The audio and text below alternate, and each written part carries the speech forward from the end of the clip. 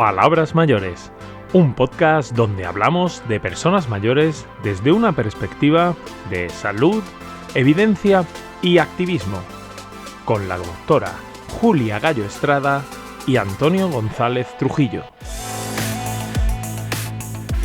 Buenas tardes, hoy charlamos con Elena Maleno Garzón. Elena es periodista, defensora de derechos humanos, especialista en migraciones y trata de seres humanos. Para muchos de ustedes, conocida por su libro Mujer de Frontera, defender el derecho a la vida no es un delito.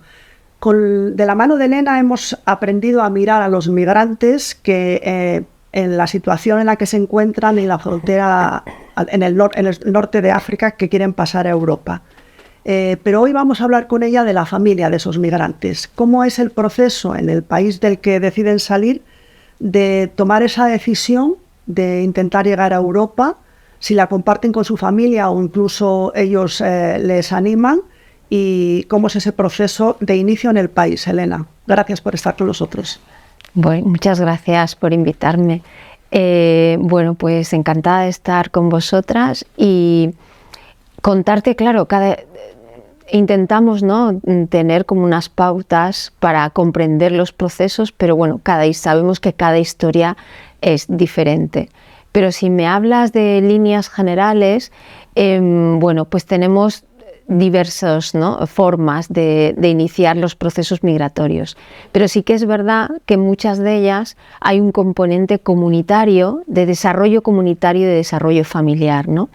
En el discurso de los chavales y las chavalas, sobre todo los más jóvenes, está siempre la madre, ¿no? La madre como representante de la familia y la esperanza de poder hacer un proyecto migratorio para subsanar todas las dificultades, el empobrecimiento y las vulneraciones de derecho de la madre que representa, ¿no?, a esa familia y a esa comunidad. Entonces sí que hay un proyecto de futuro individual, pero hay un proyecto comunitario muy fuerte de devolver, ¿no?, a la comunidad y al país en origen. Otra cosa es la decisión, el momento en el que tú decides salir, ¿no? Y ahí nos hemos encontrado que muchas familias no lo sabían, ¿no? O que muchas madres, por ejemplo, nos contaban, bueno, pues es que mi niño cuando se fue al colegio y ya no volvió, y de repente me llamó que estaba en Níger o que estaba en Argelia y que se iba, ¿no? Y muchos dicen, bueno, perdóname mi madre, ¿no?, pero esta es la decisión que he tomado, una decisión que tiene impacto en toda la familia. Y, por ejemplo, en Tarajal, que será dentro de poquito, cuando murieron las 14 personas en la frontera de Ceuta, el aniversario se cumple 9 años el 6 de febrero, cuando fuimos a ver a las familias, ¿no?, después de las muertes, vimos que muchos padres estaban como enfadados, ¿no?, por esa toma de decisiones que había puesto en riesgo a sus hijos. Así que sí que hay un componente familiar muy importante y de desarrollo comunitario. Desde algunos países la ruta es larga en el tiempo y en kilómetros. Ellos mantienen en algunos casos informados a su familia por dónde van las etapas, ¿o no? Bueno, ahí en general hay una protección a la familia, es decir, cuando ellos y ellas llegan a determinadas zonas se dan cuenta de las dificultades y de las violencias que están enfrentando, o cuando llegan a la frontera, bueno, pues ven ese mar y claro, eso no es lo que esperaban, ¿no? Yo recuerdo una chica que encontramos en el hospital herida, que justo había llegado a los montes de Nador y que se enfrentaba a su primera redada, claro, y entonces en la redada las mujeres hacen grupos, salen corriendo porque normalmente son castigadas a través de violaciones sexuales, ¿no? Y esta chica al correr se cayó, tenía rotos un montón de huesos en las piernas y además había sido violentada sexualmente, ¿no?, durante ese proceso. Entonces ella decía, yo es que no pensaba que la frontera era así, yo me imaginaba que la frontera era de otra manera. Claro, entonces todo ese dolor no quieren explicarlo a las familias, evidentemente, como haríamos cualquiera, ¿no? Tú proteges de esas dificultades y de ese daño, ¿no?, a las familias y sigues adelante. Entonces muchas veces cuando llega el momento en el que se pierde el contacto o en el que hay personas, ¿no?, que están sufriendo muchísimo o que desaparecen, claro, las familias no tienen la capacidad, no tienen esa información, ese capital social para entender qué es lo que ha pasado en la frontera y quiénes son responsables de ello. Por eso te decía que muchas familias de Tarajal como si la responsabilidad fuera de sus hijos, una responsabilidad individual, y cuando comprendieron lo que había sucedido, entendieron que era una responsabilidad política. Porque ¿cuánto tiempo puede pasar desde que un joven decide salir de su país e intenta llegar a la frontera e intenta pasar? Pues es que los perfiles son muy variados. Por ejemplo, en Marruecos hay muchas personas en tránsito migratorio, en Marruecos, en Argelia, en Libia, en Túnez. Ahora están saliendo muchas embarcaciones de personas que vienen del tránsito desde Túnez. Imagínate, pues, por ejemplo, las víctimas de la masacre de Nador y Melilla venían desde Sudán. Ese trayecto primero habían estado en Libia, y en Libia las condiciones tan terribles les habían hecho dejar Libia para venir a través de Argelia y llegar a Marruecos.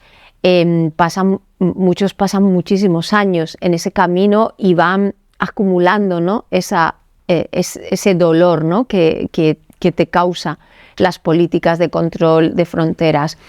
Hay muchas mujeres, pues, que en ese camino han tenido hijos e hijas, ¿no? Se quedan embarazadas y de repente siguen el camino, pero además con la responsabilidad de la maternidad, ¿no? Y niños y niñas y niñas que se están educando en un camino migratorio. Claro, eso además se nota mucho. Las personas que tienen trayectos más cortos son personas que llegan con menos mochila, ¿no?, con menos frustración, con menos dolores, pero las que acumulan trayectos más largos se nota que hay que hacer un trabajo, ¿no?, de apoyo y de acompañamiento, porque vienen muy dañadas, ¿no?, por toda esa violencia. Entonces son muy variados, pero sí son rutas muy largas. Luego tenemos las personas marroquíes que salen desde Marruecos o argelinos que salen desde Argelia. Y ese no tener rutas tan largas también se nota en general, ¿no?, en la salud mental y en la salud física. Y dices que la familia entiende el motivo por el que tiene que salir su familiar a intentar pasar a Europa. ¿Cuál es ese motivo en este momento? Bueno, mira, sí, las familias entienden. A veces no comparten, están muertas de miedo, pero entienden. Por ejemplo, ahora nosotras estamos en una isla frontera, ¿no?, en una ruta migratoria que es la ruta argelina del Mediterráneo occidental. Hace poco nosotras hemos estado en Argelia. Hemos visto muchas madres que están buscando a sus hijos e hijas que están desaparecidos, ¿no? Y bueno, saben por qué han salido, ¿no? Entienden, te dicen, no, es que aquí no tenían futuro, es que mi hija estaba huyendo, buscaba más derechos, ¿no? Es que, bueno, pues aquí mi hijo participó en una serie de manifestaciones y sabemos que su vida corría riesgo. Entienden que hay una serie de factores, mira, ahora en estos momentos yo creo que hay un factor de expulsión que es un factor poco reconocido, ¿no?, que es el factor del cambio climático. O sea, el cambio climático está provocando unas hambrunas terribles y está expulsando a las personas de su territorio, y va a ser un factor que va a ir a más en los próximos años. Pero luego hay factores de expulsión vinculados a las violencias machistas, hay factores de expulsión vinculados a conflictos bélicos, ¿no? No olvidemos que en República Democrática de Congo hay un conflicto enquistado de muchos años, ¿no? Y que las personas bueno, tienen que salir de allí y no tienen, o sea, no pueden volver atrás, ¿no? O sea, los factores de expulsión son muy variados. El COVID fue un factor de expulsión. Hubo un momento, si os recordáis, que había un montón de embarcaciones con familias enteras que salían desde Argelia y que salían también desde Marruecos hacia Canarias, y el COVID se había convertido también en un factor de expulsión. Entonces, bueno, pues estos son en general como los motivos, ¿no?, que están ahora atravesando, ¿no?, a las personas que se mueven. En el caso de que el migrante tiene problemas, como ha habido recientemente en la valla de Melilla o en el mar, y él no se comunica con la familia, ¿a quién recurre la familia para que informe? Bueno, no sé, imaginaros que tu hijo o tu hija desaparece un día y no sabes a quién llamar, ¿no? Que tocas a la puerta de las administraciones públicas, por ejemplo, como te decía, las familias argelinas están denunciando las desapariciones en Argelia, pero también están a través de la diáspora denunciando las desapariciones aquí en el Estado español. Hay familias que vienen a Baleares y van a la policía y denuncian una desaparición. ¿Pero con qué se encuentran? Pues con administraciones que no tienen respuestas para darle, con administraciones que no reconocen el derecho a las familias a denunciar. Por ejemplo, nosotras nos hemos encontrado con familias a las que la policía les dice que no, que eso no se puede denunciar, o nos hemos encontrado con familias que querían denunciar a todas las personas, la desaparición de todas las personas que estaban en la patera, y el policía decía, no, mire usted, es que solamente puede denunciar usted a su familiar. Eso es mentira. En el Estado español sabemos lo que significan las desapariciones forzosas, masivas, porque siguen estando en las cunetas, y sabemos que, cuáles son los derechos de las personas desaparecidas y sus familias. Lo que pasa es que a estas familias le atraviesa, incluso en la búsqueda de sus seres queridos, incluso en la muerte, les atraviesa un racismo terrible. Y por lo tanto, bueno, pues lo que quieren es encontrar una respuesta, saber dónde están sus hijos y sus hijas, y en el caso de encontrar un cuerpo, tener derecho a enterrar ese cuerpo, a enterrarlo con dignidad, a identificarlo. Pero hay un montón de problemas en la toma de las muestras de ADN.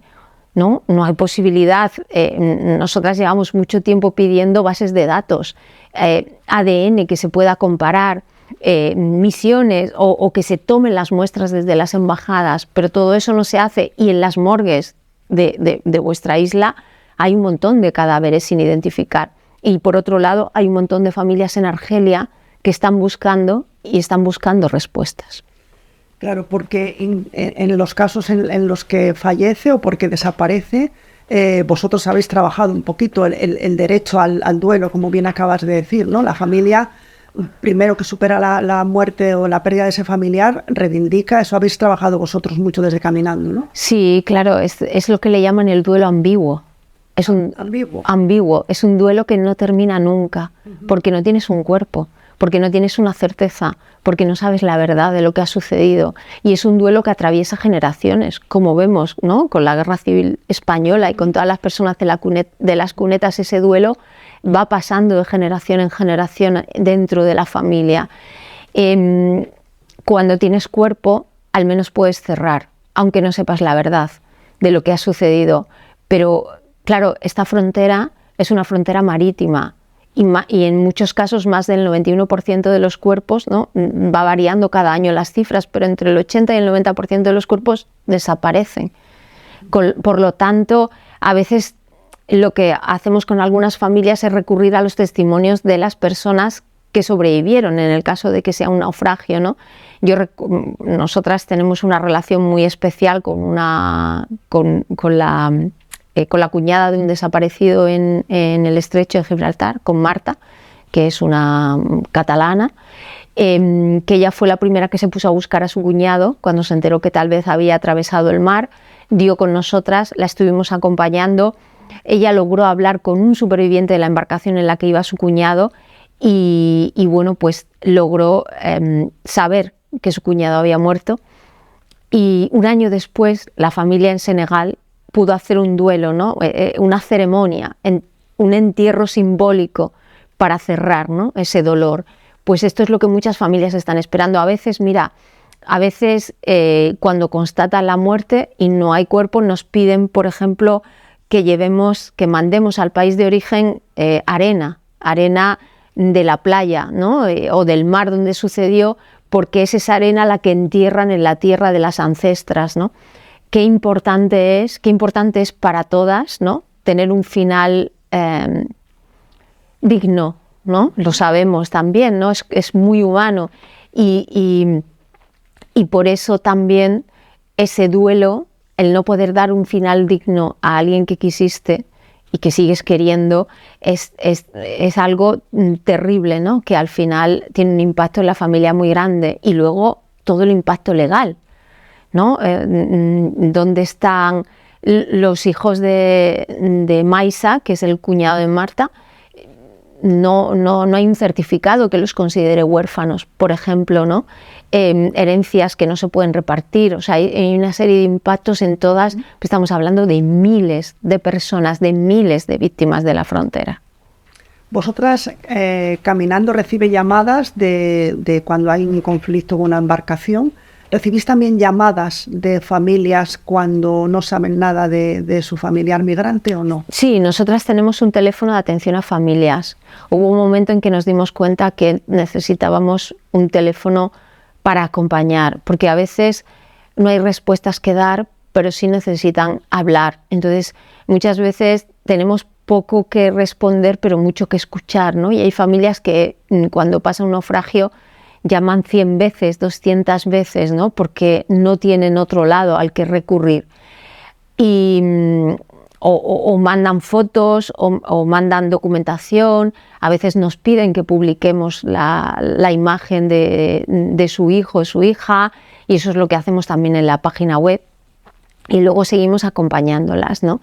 Y en ese acompañamiento pues hemos tenido encuentros, ¿no? Por ejemplo, en Francia, con familias que están en la diáspora allí en Francia, en Argelia. Hace poco hicimos un encuentro online, ¿no? Con familias, y se conectaron familias de personas del África Occidental, de Marruecos, de Argelia. Y fue muy lindo porque todas vieron, ¿no? que había algo que las unía, ¿no? Que tenían las mismas historias, aunque venían de contextos totalmente diferentes, y que tenían, bueno, pues las mismas necesidades que nadie estaba respondiendo. Por eso muchas familias se están organizando. En Tarajal, como te decía, de nuevo, es que estamos hablando mucho con ellas estos días. Ellas hacen también un homenaje allí, y hoy estos días estábamos hablando de cómo iba a ser ese homenaje que hacen este año. Por ejemplo, hay 2 papás que ya murieron, ¿no? En estos 9 años se han muerto, y entonces pues el grupo que se creó de las familias de estas víctimas nos decía, pues se murió Monsieur Wafo y se murió sin encontrar justicia para su hijo, ¿no? Pero bueno, pues eso también hay una lucha, ¿no? Las familias se están organizando, están luchando, y lo que nosotras hacemos a través de ese teléfono y de otras acciones que estamos llevando a cabo es acompañar, ¿no? en esa lucha por los derechos. Ellas hablan pues de verdad, de reparación, de justicia y de no repetición. Porque en el país de origen, colaboración por parte de las instituciones, ninguna. Bueno, depende los países. Por ejemplo, en Argelia están recibiendo las denuncias. O sea, en Argelia sí que están recibiendo las denuncias. En Marruecos es muy difícil denunciar, hay una criminalización muy fuerte de las familias, pero sin embargo luego no hay no hay de verdad una investigación, claro. Entonces, bueno, es verdad que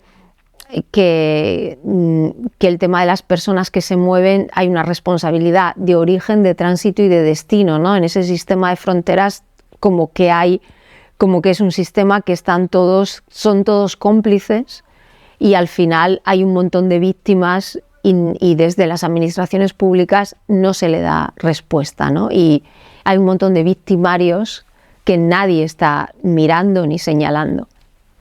Explicas en el informe que nos vas a presentar la próxima semana que las familias a veces son víctimas de gente que les engaña, como que saben dónde está su familiar y que no se puede contactar, e incluso intenta conseguir dinero. ¿Cómo es esto? Bueno, pues ante esta desprotección, ¿no? Y ante esta situación de violación de derechos humanos que sufren las familias, lo que pasa es que hay gente que se aprovecha, ¿no? Que hace negocio de la muerte en la frontera. Entonces, pues encontramos a familias que han sido extorsionadas. Porque una familia cuando busca un vivo, no busca una persona muerta, busca a alguien viva. Entonces, pues hay muchos bulos. Hay un bulo de que hay cárceles secretas en el Estado español y que entonces están en esas cárceles secretas y que un día cuando salgan de esas cárceles podrán llamar por teléfono, y hay mamás que están esperando esa llamada, que están esperando que se cumpla. Entonces hay una persona que les está diciendo, bueno, si me das dinero le voy a preguntar al funcionario de esa cárcel cómo está, y entonces le dice, sí, está bien, y entonces después le dice, bueno, si me das más dinero tal vez te consiga una foto del funcionario de la cárcel. Bueno, no, como un sistema de estafas al final, cuando no tienes ninguna cobertura ni ninguna protección. ¿Qué es lo que pasa? Que ese sistema de estafas no solo es un sistema que dices son 4 desalmados, ¿no? Sino que es un sistema que tiene estructura, ¿no? Que nosotras hemos hecho un análisis en ese informe de los actores, ¿no? Que están interviniendo en concreto en esta ruta, ¿no? En esta ruta migratoria en la que estamos ahora. Y claro, estamos viendo que en ese sistema de estafas hay personas como abogados o, ¿sabes? O personas con capacidad social, ¿no?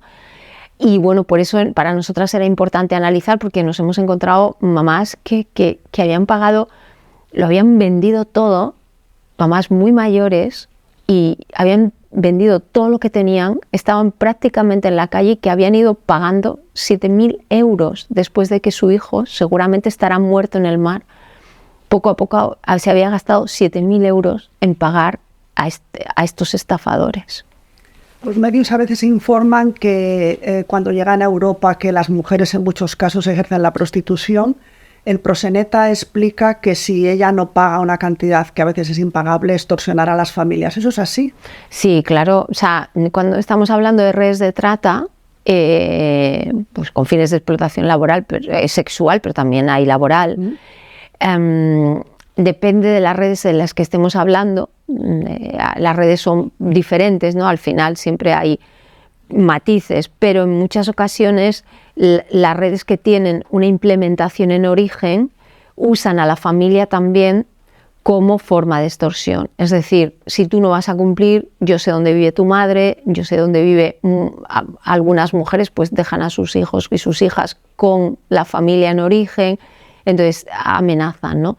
Y sí que es verdad que ahí, bueno, pues la familia, o sea, las personas también tienen un rol de protección ante las familias, o las familias son extorsionadas también, pues por ejemplo en Libia, en los centros de detención pagados por la Unión Europea, allí dentro se hacen los secuestros en los propios centros de detención y se llaman las familias en origen para que paguen un rescate para que puedan salir, y si la familia no paga acaban en condiciones de esclavitud. Entonces, bueno, hay toda una serie, ¿no?, de también ligado, ¿no? Es un sistema que se retroalimenta. Cuando tú quitas derechos humanos hay una oportunidad, ¿no? Hay una oportunidad para toda esta extorsión y para todas estas redes criminales, y los sistemas como el régimen de fronteras también necesita esas redes criminales para retroalimentarse y seguir controlando, ¿no?, a las víctimas. Muy bien, lo vamos a dejar aquí para convencerte que otro día colabores con nosotros. Muchas gracias, Elena. Buenas tardes, hasta el próximo podcast.